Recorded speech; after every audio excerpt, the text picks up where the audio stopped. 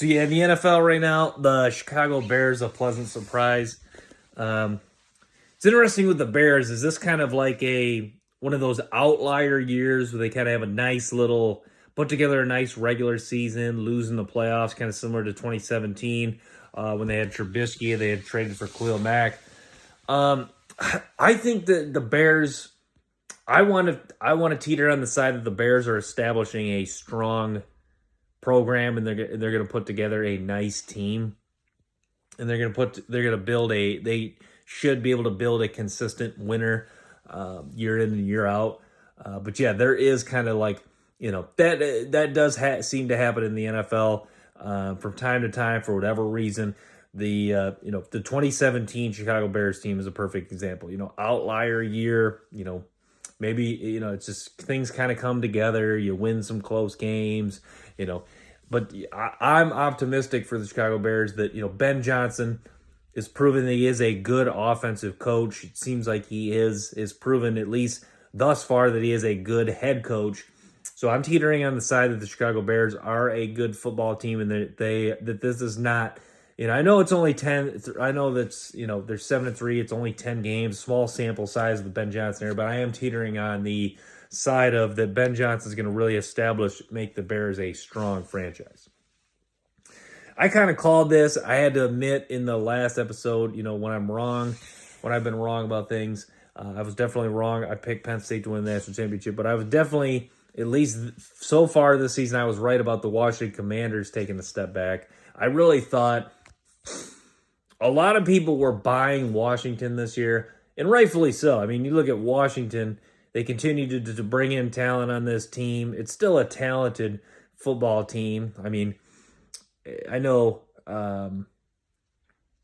that's not the record is poor, so that kind of backs up my point that I was not buying. I don't think I said here on my channel, but Washington was one of those teams where I thought they would take a step back, and they certainly have done that. But yeah, I mean, you could argue, I think the schedule is a little tougher for Washington. But yeah, this happens. It's, case in point was kind of like maybe not the Texans aren't the best example, but kind of the case in point of like, CJ Stroud has a really nice rookie year. Next season doesn't have as good a year. Look at Jaden Daniels, really nice rookie year. Things come together. They reach the playoffs. They beat Detroit in that playoff game, a game where I can't remember at this point, but I want to say Detroit was favored. So they reached the NFC Championship game. And didn't they beat the Eagles at least once or twice last year? I think they won. Did they win both of those matchups? I want to say they lost the playoffs in the NFC Championship game, but I want to say they beat the Eagles twice, both in the regular season. I know they won once in the regular season. So you're heading into a year where you're coming off a year where you reach the playoffs. You beat the Super Bowl champs. I know it was maybe just, I know it wasn't once or twice, but yeah, things were looking up for Washington. But I think this year, I do kind of look more optimistically with Washington, like the same way I look optimistically with the Bears. I think this year is kind of an outlier year. I think they will bounce back next year. But yeah, I think I kind of saw this coming with Washington. Maybe you take a step back. It's kind of the expression, what goes up must come down. It's not always the case. Sometimes teams can sustain success for multiple years, like the Kansas City Chiefs, obviously winning back-to-back Super Bowls. But for me, Washington, it seemed like Washington was going to just take a step back this year. Seattle, really good team. Seattle's just effective because they can run the ball. You know what's interesting about Seattle and Philadelphia this year is kind of like I'd say more so the case with Philadelphia last year is that, it's like the expression, as much as things change, they stay the same. I love that Seattle and Philadelphia are examples that, like, the line of scrimmage, running the ball, playing physical, playing that bully ball type of football we saw, like, Alabama do with Nick Saban for a long time. Kind of Georgia and Kirby Smart have implemented a little bit. I know Georgia has not really been as dominant after the 21 and 22 seasons in college football, but, like, I love that Seattle and Philadelphia can really put their fist down and make that and emphatically say, we're going to run the ball, we're going to play physical, we're going to play bully ball. I think it's what Pete Carroll wanted to do in Seattle for several years, and they couldn't, get back to that. It's what they had with Marshawn Lynch for a few years, 2013, 2014, even 2012, 2015-ish, or a little bit in 2015. But I love that Seattle and Philadelphia are examples that you can still win games in the NFL. I know the Chiefs can still run the ball, but the Chiefs kind of were example. I think the people were kind of get it, like the NFL, the Chiefs made people kind of think in the NFL that we needed to keep evolving into more of a passing. I don't want to say the Chiefs are like super finesse. They still can run the ball. They still have a strong offensive line. They still got, studs on the O-line, guys like Creed Humphrey. But like the Chiefs were kind of like, they kind of were, I don't want to say fool's gold, but they were kind of like even the Bills a little bit too. But the Bills still can run the ball as well. They got talent on the offensive line as well. The Bills and the Chiefs kind of give people a little bit of the false impression that, you can just swing it around the yard, go 60-30 pass to run ratio, and you can just put up points, play some decent defense. Maybe you'll continue to draft some guys on have a few guys on defense like Karlaftis. I think, the Chiefs and Bills kind of given that a little bit of that kind of, not necessarily, I don't know. Yeah, the Chiefs and Bills can kind of won that way, but Seattle, I like that them in Philadelphia just want to play that bully ball style. Which is interesting because a lot of people thought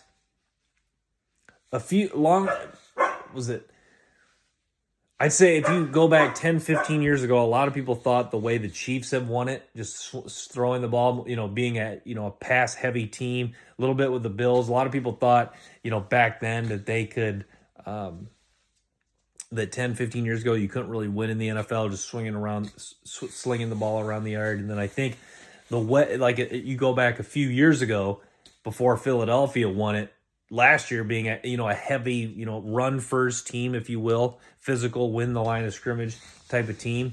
I think a lot of people thought maybe that style, the running back position getting devalued too didn't help it as well either.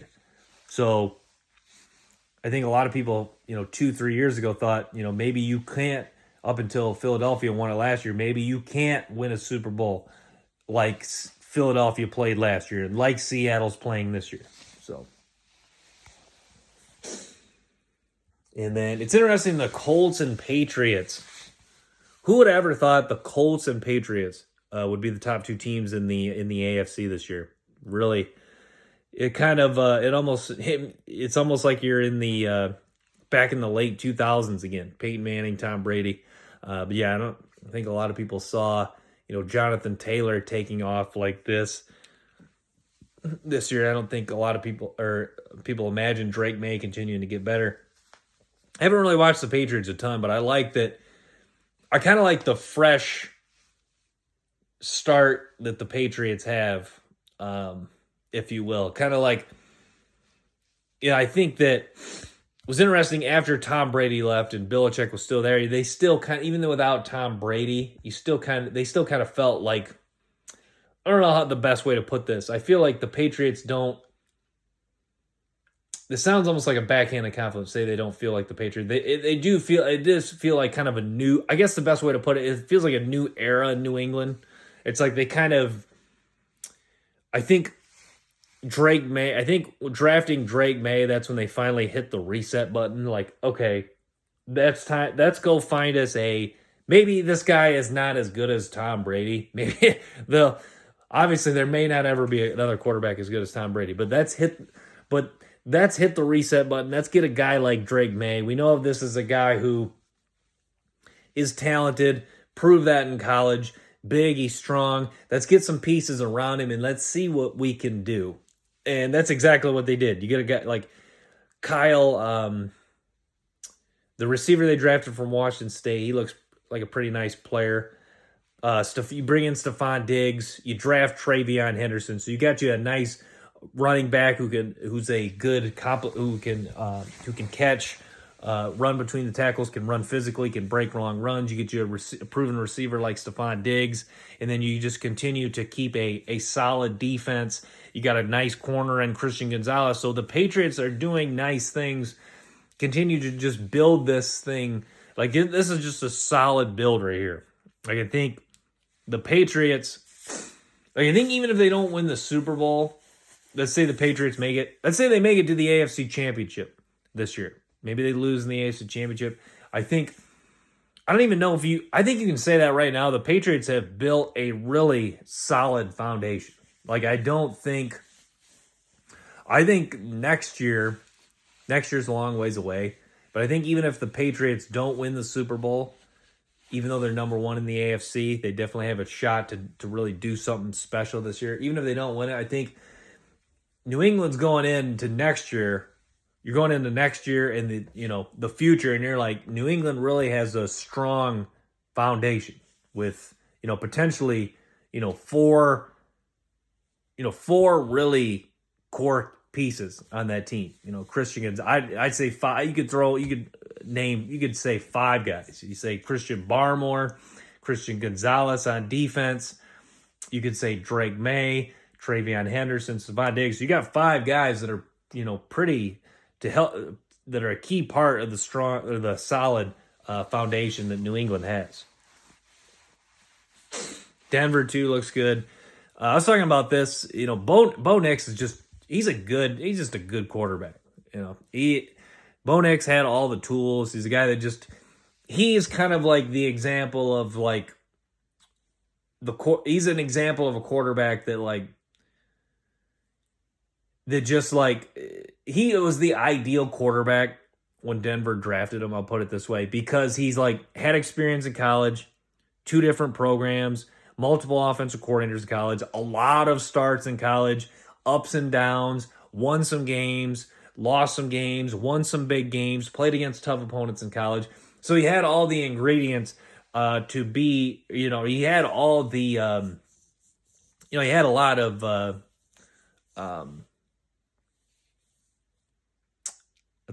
don't know the best way to say that. He had a lot of experience, I guess, in college. And that's the thing. It's like you could make, the same, the case of not a lot of experience working against you is kind of the case of Anthony Richardson. Just not a lot of starts in college, even though there's a lot of tools there. There's a lot of talent. Yeah, this thing with Bo Nix, I guess to put it this way, if Bo Nix would have came out hypothetically after, was he there 3 years at Auburn? I want to say, because he was draft eligible, I think, after his 3rd year when he was still at Auburn. If he came out that year, I think a lot of people would be like, okay, this is probably 2nd, 3rd round guy. Maybe he's a backup in the NFL. Maybe he's an eventual starter. By the time Bo Nix came out after that 5th year in college, 2nd year at Oregon, it's like, okay, this guy is continued to, he's a great athlete, 5-star guy in high school. But at this point now, he's a good athlete. He's a good runner. He's a smarter guy. He's a more experienced guy. He's improved as a passer. And so by now, Denver drafts him, and now he's on a Denver team that, Denver had some pieces, Denver starving for that franchise quarterback. I know, even though I wasn't talking as positive about Washington was a team, even though I wasn't buying them necessarily this year, Washington, there's been several teams in the NFL, and a lot of teams have figured it out. The Saints are kind of in that, might go into that category. For a long time, there was just several teams in the NFL just starving for a franchise quarterback. Obviously, it's been Cleveland for a long time, and but Washington was one of them. Washington just starving for a franchise quarterback. The Broncos starving for a franchise quarterback.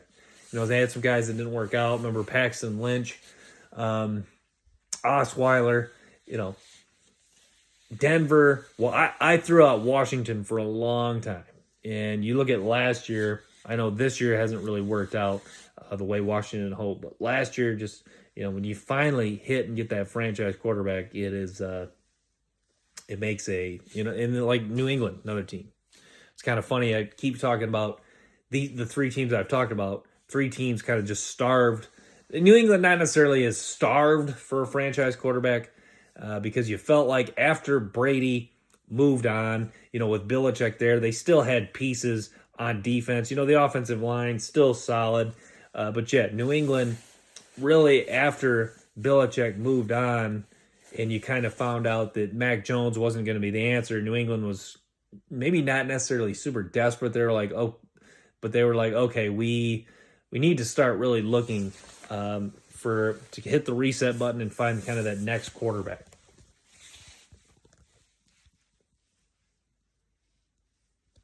But all right, I'm gonna wrap with that. Thanks for tuning in, guys. Stay tuned for more episodes and more clips.